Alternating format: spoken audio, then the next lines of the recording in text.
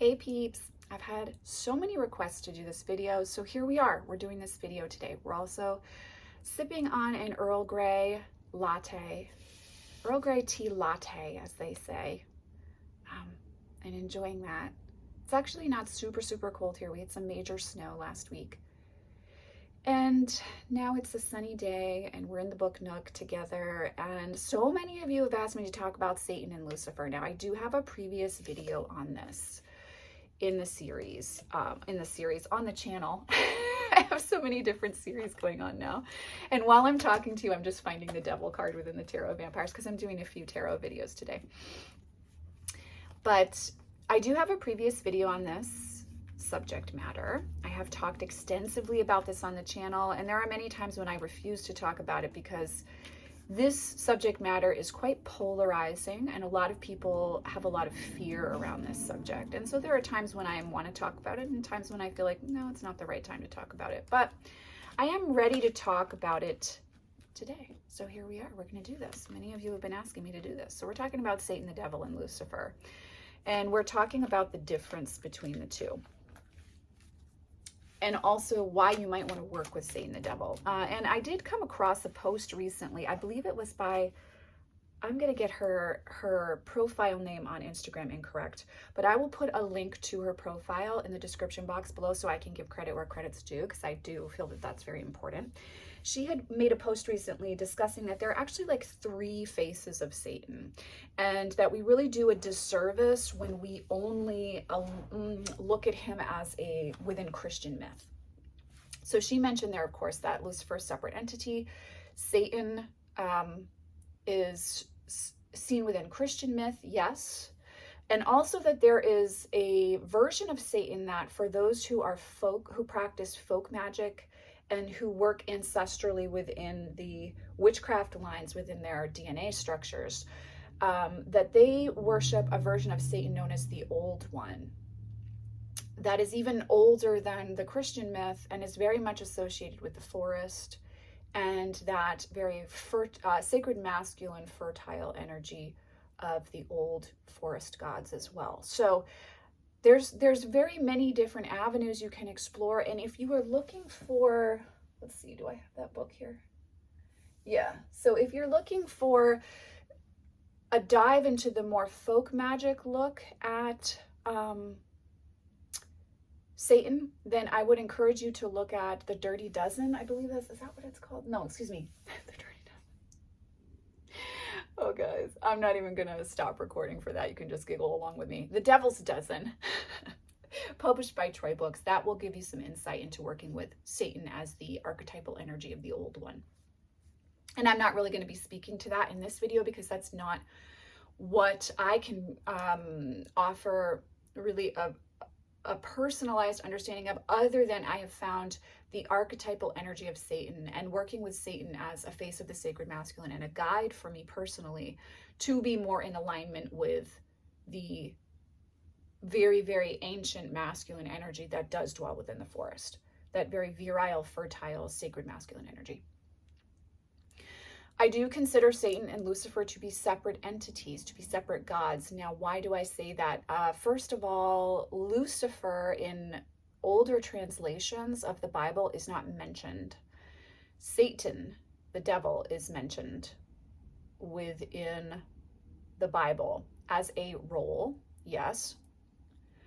But Lucifer is not mentioned until later time period, medieval time forward, I believe, when there was an astronomer or a scientist who linked Lucifer, the son of Venus, as I believe a chemical compound or something within that range, as being in alignment with Satan the devil, and then it was linked up and included in later translations. So Lucifer is a separate entity from Satan if you really start to dive into your research with Christianity and the Bible. This is why I consider them to be separate entities. Also, I have separate relationships with Lucifer, the day star, the dawn, the son of Venus, than I do with Satan. They look different when I work with them. They feel different, and I work with them for different reasons. So personally, I feel that they are different entities and faces of the sacred masculine. And I do not consider them to be the same energy. Lucifer is very, very light. I mean, literally, he is the day bringer. He's the light star. And Satan is a god that was cast out of heaven, an angel that was cast out of heaven into the realm of hell for some Christian belief systems, to earth in some Christian belief systems as well. Depends on what you line up with there and what you believe from the myth that is the Bible. So we're working with two different energies, and I have experienced both of them as different energies. Now, I love Satan as the questioning god, and I've talked about that for the last decade. And so, what are we on, like year 12 on the channel, I believe? No, because Vincent, yeah, we must be on like year 12 on the channel, 11 or 12. And this entire time I've talked about Satan as the questioning god and that energy, and how essential that energy is in any myth, and how essential it is within ourselves to ask questions of our beliefs and what we believe to be truth and fact, to remain curious and to not believe something just because someone tells us it is true. And so this is the energy that I work with when I talk about Satan. I also have found his energy to be very protective, and he is my primary masculine deity, and he always will be, to be very honest, in my personal practice. He has been since I incarnated. He's come to me in dreams since I can remember, and he did help me to survive the childhood that I had to live through. He was a very powerful, potent force in assisting me to maneuver through the very abusive childhood that I dealt with. So, yes, Satan can be worked with as a positive light energy, as well as an underworld deity. However, he does hold the energy and essence of the underworld within him. And so oftentimes he will show up when we need to explore our physicality as sacred. Our sexuality is an equal part of our spiritual experience. When we want to connect with the lustiness of our practice, when we want to question ourselves, our stories, our beliefs, when we're looking to step out of a mode of victimhood into an experience of being the main character of our own story, Satan is a wonderful energy to work with for that. And especially for those of us who have a lot of wounding and trauma around Christianity as a religion, and having been inculcated, brainwashed in that experience. Working with Satan can be very effective because it helps us to flip the story that we have been told on its head. He helps us to release a lot of the rules and the black and white thinking that we were raised with or inculcated with it at a specific point in time in our life. He's very effective in helping us to release that conditioning, to deprogram our brains, as I would say. I feel like when we connect in with the Eight of Swords, we really have an opportunity to shift this type of damage that's been done. And Satan is a very powerful archetype, and he's a very powerful god to work with for that. I have found him to be very, he holds you accountable. He's very honest, but also, again, very supportive, very protective. And he is the guide that I go to when I need to be honest about myself, when I need to remember who I am, when I need to question myself, and when I need clarity on my path. I work with him very personally, so I don't really reference books when it comes to working with him. I'm very familiar with the Christian myth of Satan, and so I don't need to do research on him in order to understand him. But if you're looking to understand that, go to the book of Job, and you'll really get some insight into the very important role that Satan plays.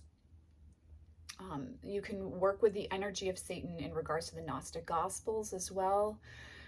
And I really, really encourage you to turn to him when you're trying to shift a way that you have dealt with things, and when you want to show up more authentically in your experience. Also, when you want to get more connected to the earth, and when you want to be more playful and lusty and get more joy out of life. I think of him as like, I have this candle that has orris in it. And it's this very potent smell. It fills up the whole house when I light this candle, and it's not sweet, and it's not musky, and it's not woodsy, which is typically what I like. It's very intense, almost like you've been in an opium den, or what I would imagine it would be like to be in an opium den back in the day.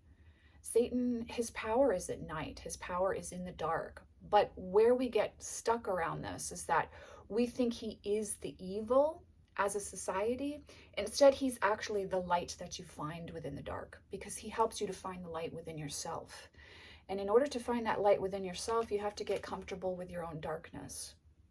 And we all have light and dark within us, each and every one of us. So he's a very powerful energy to work with that way.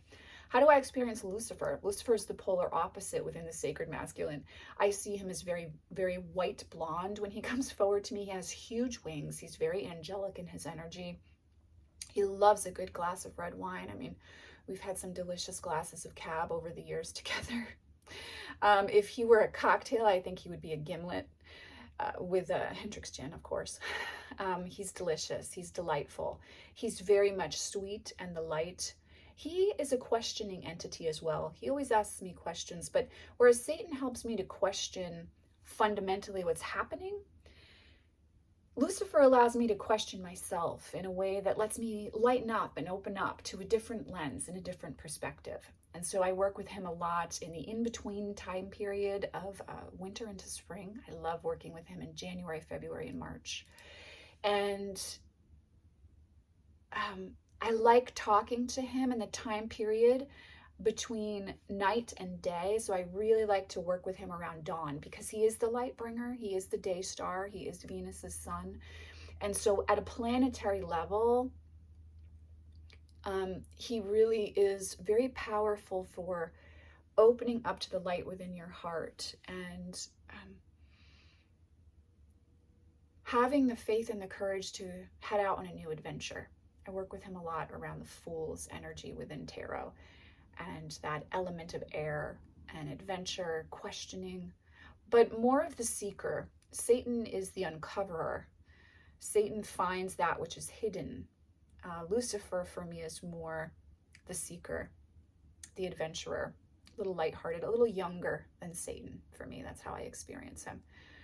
So these are ways that I work with the two deities. As I said, there's a third aspect here. And I'll put I believe it's Polish folk witch, but I don't want to mispronounce her profile name on Instagram. But I have found her posts about working with Satan as this even more ancient archetype to be very affirming for how I experience Satan, but also to, to say that I am not the final word on the entity that is Satan. And there are a lot of fabulous and exciting corners to research when it comes to this very intense deity that's really agreed to hold a space within consciousness here for humans of all that we reject and hate and loathe within ourselves. And it takes a being with a lot of love, a lot of unconditional love to hold that space. So if you've been questioning working with these two faces of the sacred masculine, I hope you find this video helpful. Again, I'll also post previous videos I've made on this energy for you so that you can reference that in your travels with the sacred masculine as well. I'm sending you, as always, much love and many blessings. I'll see you in the next video.